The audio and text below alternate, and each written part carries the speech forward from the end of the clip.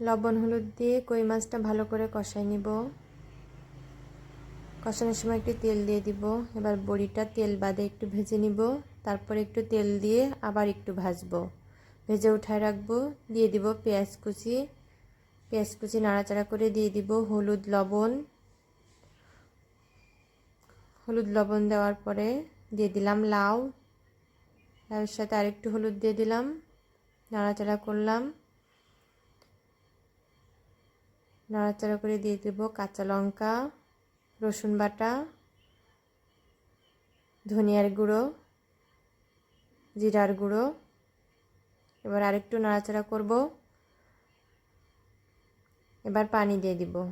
পানি দিয়ে একটু নাড়াচাড়া করে ঢাকা দিয়ে দিব। ঢাকনা তুলে একটু নাড়াচাড়া করব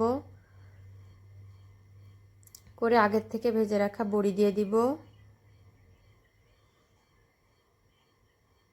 দিয়ে আবার ঢাকনা দিয়ে দিব।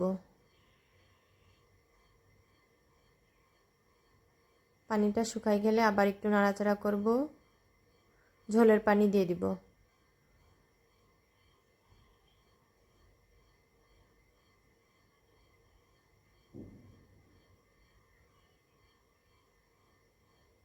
ঝোলটা একটু কমে গেলে আগের থেকে কষিয়ে রাখা কই মাছটা দিয়ে দিলাম।